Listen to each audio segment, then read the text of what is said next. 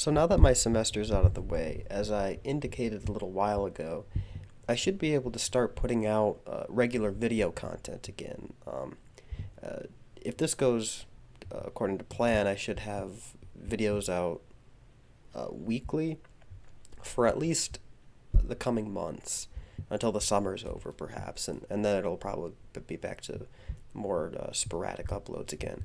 Um, Now, at the end of this video, I do have additional details about the channel I want to discuss, so make sure to stick around for that.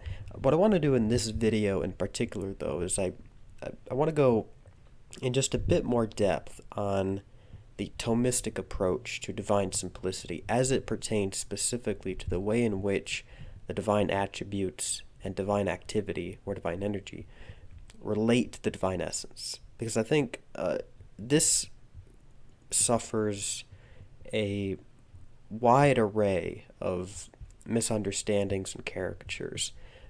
While I do intend, of course, to address, for example, the Palamite or Neo-Palamite, whatever you want to call it, objections to divine simplicity, the Thomistic account of divine simplicity in future videos, I want to clear up some misconceptions about what Thomistic simplicity actually means and what it doesn't mean.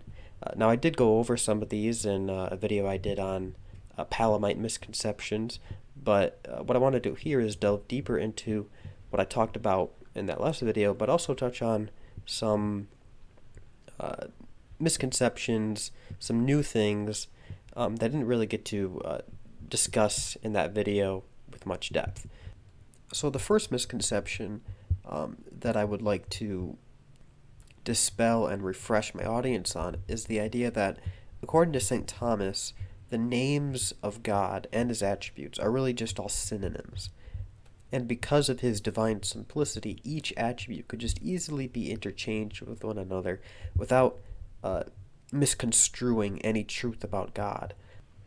Now this, as I'm sure you all know, is a charge that I hear practically every day, and it's something that really will just not die out. And I think that's probably because the subject matter is of such a subtle nature that it requires very careful and repeated clarification on the matter. I mentioned this in my last video, of course, that I alluded to, but I think it bears repeating. Simply from the standpoint of historical theology, I think this objection misses the mark, since not only is the eunomian position, which is what this is, not only is the eunomian position formally condemned by the Church, the Latin Church in particular, and taken up, in fact, by the nominalist school of thought, which stood firmly against Thomism and Thomistic realism. St. Thomas himself rejects it in the most explicit of terms in the Summa Theologiae. Now, again, you can watch the aforementioned video for the quote, but suffice it to say that he rejects the position that each divine name or attribute means the same thing, or that it does not convey true knowledge about God in their own distinct manner. I think this is such an important point to underscore, because when the fathers dispute with Eunomius, their disputation must be understood contextually. Eunomius had it that each divine name or divine attribute interchangeably meant the same thing about God, and that God's essence was immediately knowable to the created intellect. Now, this kind of theology radically portrays the insistent apophaticism of St. Thomas, who tirelessly emphasized the unknowability of the divine essence in this life. Only if God makes himself known to the creative intellect by grace, via the light of glory, can the inner life of God himself be known to the created intellect. And even then, not even comprehensively. This is, I think, in perfect harmony with, for example, what St. Gregory of Nazianzen says, when he says, quote, "What God is in his nature or essence, no man has ever discovered, nor can discover. Whether it will ever be discovered is a question which he who will may examine or decide for himself. In my opinion, it will be discovered when that within us, which is godlike and divine, I mean our mind and reason, shall have mingled with its like, and the image shall have ascended to the archetype of that of which it now has desire." End quote. Hence, God, in his infinite power, can condescend his inner life toward us, and make his inner life knowable to the created intellect by supernatural elevation, even as it remains utterly unapproachable on part of the creature. Now, what this underscores, I think, is the absolute gratuity of the vision of God, which is quite a far cry from Eunomius, who held that the divine nature, that it could be immediately known by human powers. And so I think these positions are simply night and day. So how would then St. Thomas distinguish between the divine names and the divine attributes? What kind of distinction would he allow for, and what kind of distinction would he not allow for? Well, before we get into that, I think it's important to talk a little bit about the scholastic theory of distinctions in general. And that's because there's a philosophical context for categorizing distinctions, which St. Thomas, of course, would have been well aware of. So within the scholastic theory of distinctions, what you have are two fundamental kinds of distinctions. You have a real distinction and you have a mental distinction. Now, real distinctions occur when two or more realities differ from one another entirely prior to the mind's consideration of the phenomenon. So, for example, a real distinction between, say, a real distinction would exist between, say, Peter and Paul. And this is because their lack of shared identity rings true entirely independent of the mind's act of understanding. Another, perhaps more subtle, real distinction would be between created essence and existence, especially for the Thomist, particularly for the Thomist. That essence and existence are irreducible principles which correspond to two distinct dimensions of reality. The Thomist analysis is true in a manner that is entirely prior to the mind's consideration of the topic, and for that reason, the distinction is categorized as real in order to designate it as reflective wholly and entirely of extra-mental reality. Now, when you cross over into the dimension of mental distinctions, you have to be very careful, so as not to treat all categorizations within this domain as conveying more or less the same meaning. Within this domain, there is what is called a purely mental or purely logical distinction, and this is also referred to as distinctio rationis ratiocinantis, or distinction of the reason of the reasoner. That is, the active distinction in this case occurs wholly within the mind and does not admit of any foundation whatsoever in the thing understood or reasoned about. An example of this would be the distinction between, say, human being and rational animal. Distinguishing between these two concepts happens entirely in the mind, and that active distinction bears no foundation whatsoever in extra-mental reality because it refers to the same exact entity. Now, another kind of mental distinction, and this is pertinent to our discussion here, would be of what is called the virtual distinction, also referred to as distinctio rationis ratiocinate, or a distinction of the intelligible object as thought about. And this means, as per Bernard Wellner's Dictionary of Scholastic Philosophy, quote, a logical distinction between different aspects of only one essence or perfection, where being is actually one and indivisible, but is rich enough to present various aspects of its reality to the mind, unquote. Now, a virtual distinction can be of two orders, as can a real distinction, by the way, but this doesn't really concern us here. It can be major or minor. Now, a major virtual distinction happens when two intelligibles are distinct in such a way that they may exclude one another in their existence, but considered in the extra-mental subject of existence, they remain unified. Now, a classic example of this is rationality and animality in man. Rationality may exist without animality, as in angels, for example, and animality obviously may exist without rationality, as in cats and dogs and plants and trees and so on. But in man, rational animality exists in a unified way in one subject by a single act of being, and hence the distinction is made by the intellect. Now, a minor virtual distinction, and this is what really concerns us here in our discussion, occurs when two or more intelligibles are distinguished from each other after the manner of what is implicit and explicit, and that is to say, the reality in question considered in and of itself is one and simple, And yet, given the limited capacity of the knower knows this one reality um, under a plurality of distinctions that each in their own mode signify, say, the one divine substance, which in its super essential transcendence contains the perfection of each and every one of these distinctions in a manner known explicitly within God himself and yet implicitly to us, so that the term, say, God, or subsisting being itself, does not explicitly signify mercy, wisdom, or justice to us, but does so implicitly, because the perfections of mercy and justice and wisdom signify one united and simple reality, even as they manifest this reality properly and proportionally in their own unique modes of signification. Now, what then, given what we just said, what would then account for the diversity of divine attributes? Yes, it is true that their actual diversification, as we just got done explaining with the virtual distinction, results from the mind's consideration, but the mind is grasping implicitly what is explicit within the divine essence. In other words, God's knowledge of himself knows his essence as imitable, and therefore knows all of the variable ways in which his essence can manifest itself. Because the plurality of attributes or ideas and activities result from God's self-manifestation, this presupposes an absolute simplicity of divine being as he is in himself, considered wholly anterior to his ad extra manifestations. Now, his ad extra, from without that is, his ad extra manifestations, they don't add anything to his being as he is in himself, because his ad extra manifestations, they are wholly free and gratuitous. Therefore, God, considered as he is in himself, to himself, is utterly one and simple.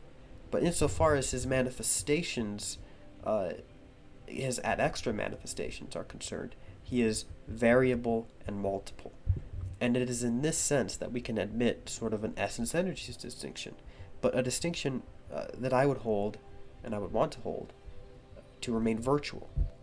Now, this does not mean that the distinction is false, fake, or illusory. It just means that their status as oppositional contraries, not contradictions, contraries, with respect to each other, that is a result of our finite mind's grasp of what is in God, utterly one in transcendental simplicity.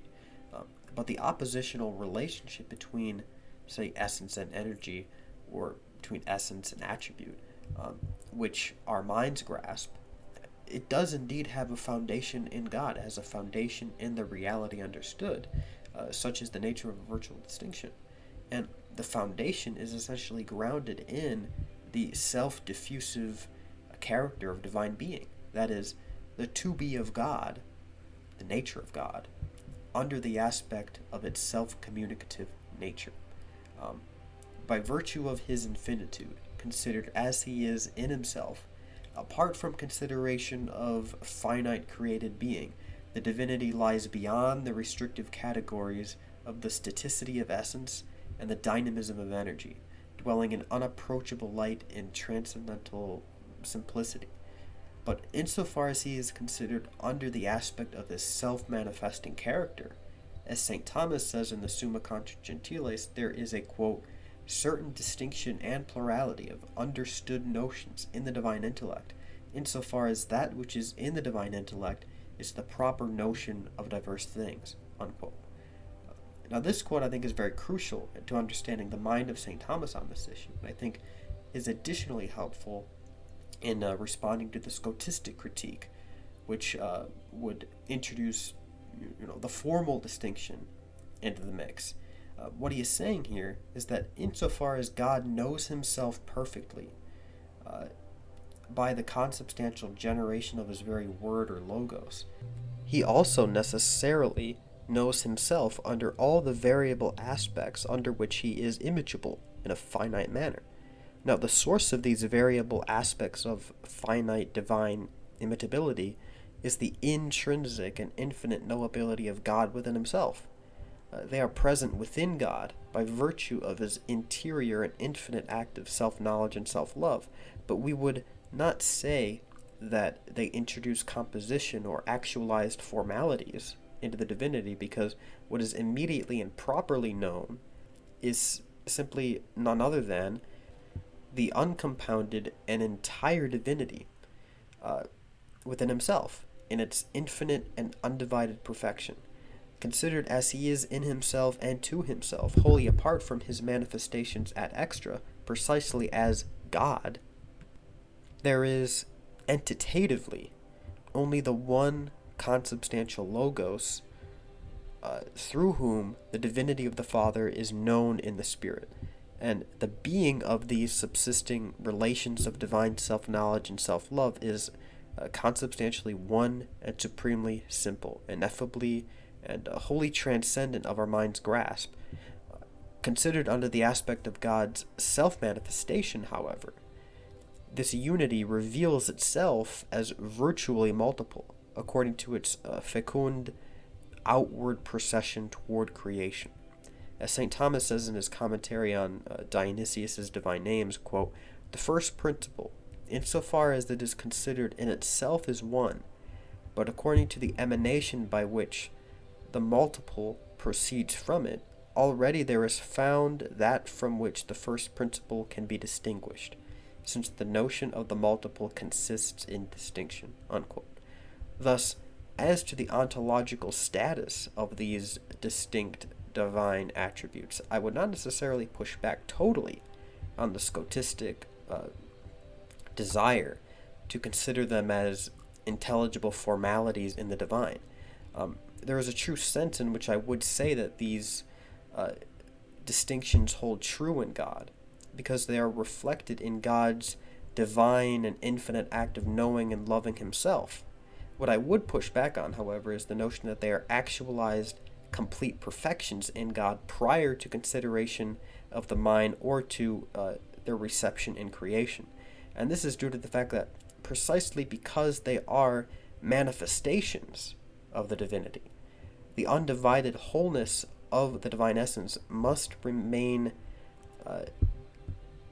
and retain its absolute ontological singularity as prior to the intelligible formalities virtually present in God's interior intra-divine act of self-manifestation.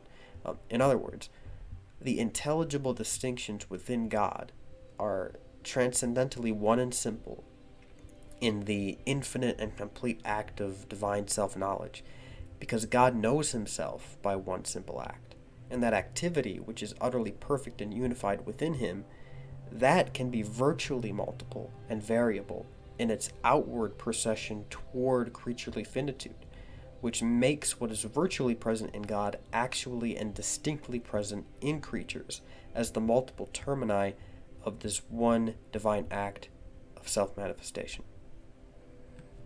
So, from the standpoint of creatures, they are really engaging with God directly, because the distinct energies of God, the distinct activities of God that the creature is experiencing are real manifestations of what is one, simple, and united in God. That the actualization of these distinct formalities happen in creation, this does not take away from the fact that the engagement with God remains immediate and direct. I would actually argue that this view enhances the immediacy and directedness of engagement with God, for it means that in the most radical sense of our engagement with any of these distinct divine perfections, it ultimately amounts to engagement with God in his absolute wholeness and totality, because each distinct perfection, as distinct, signifies in its own intelligible and unique mode the entirety of the divinity, which ineffably subsists as one and perfectly whole in transcendental simplicity. At no point along the way are we engaging with simply an aspect of God to the exclusion of other aspects, God exists wholly and entirely in each and every one of his outward manifestations, and this is only possible because of the absolute simplicity of the divinity, which every one of these distinct manifestations signify in their own mode of signification. Thus, I think, far from putting a barrier to divine immanence, this Thomistic account of divine essence and energetic procession safeguards and even enhances the immanence of divine presence in creation. Even more to it, I think St. Thomas in particular adds much depth and richness to divine immanence and transcendence by insisting upon the identity of essence and existence in God. Thus, what is most innermost and intimate in every creature, it's a very active being, it's a very active existence, engages with God, albeit through finite participation, in his super-essential transcendence, because as the pure act of existence, he transcends the staticness, the staticity of substance, because he is the act of existence, but he also transcends the dynamism of activity or energy, because he is the actuality whereby substances from which energies proceed. He is that actuality by which substances are in the first place. But I will have much more to say about the importance of St. Thomas's doctrine of God as ipsum esse in future videos. So I hope this was somewhat of a helpful reflection or a clarification on the Thomistic doctrine of divine simplicity. As I said, it isn't exactly meant to be a polemic against other views, such as the Scholastic view or the Palamite view. It's just really to present the Thomistic view for itself, at least for this video. Now, as I mentioned in the beginning of this video, I did want to mention that in addition to uploading regularly, I do want to say that I am starting a Patreon, the link to which I'm going to put in the description of this video. Now, I'll say right off the bat, there is not going to be any kind of paywall whatsoever for the content I'm already doing right now. That'll always be, free and out in the open. I'm not trying to monetize any of that per se. But for $5 a month, I will commit to sending you, number one, all the audio files to my videos, as well as a monthly book recommendation list for philosophy and theology, because I get asked about those a lot. And you'll also be able to vote every now and then for the next video topic I'm going to cover. And in addition to that, you'll also have a first priority in answering some of the questions that you have sent me through Curious Cat. But don't send them through Curious Cat. If you become a patron, just send them through that messaging system. And if I don't have the answer to that, I will commit to directing you to a source that I'm very confident would have the answer. So that's for the $5. For the $10, you'll be able to have everything that I mentioned in the previous tier. Plus, I'll commit to doing a video on a topic of your choice, so long as it pertains to the general domain of philosophy and theology. So that's what's unique to the second tier here. So I hope you look into that if you feel like it, of course, if it's something that you sound like you would like to participate in, because it does help me put out content consistently. As I said, everything that I'm doing now, as far as like videos and such, that all remains free. I'm not going to paywall any of that, and I'm never going to paywall any of that. But just for these additional kind of perks and participations, I figured, I would have that out there. So yeah, if you liked the video, give it a thumbs up, like, subscribe. If you didn't understand something, or you thought I explained something poorly, or you disagree with something, just be sure to comment and everything like that. God bless.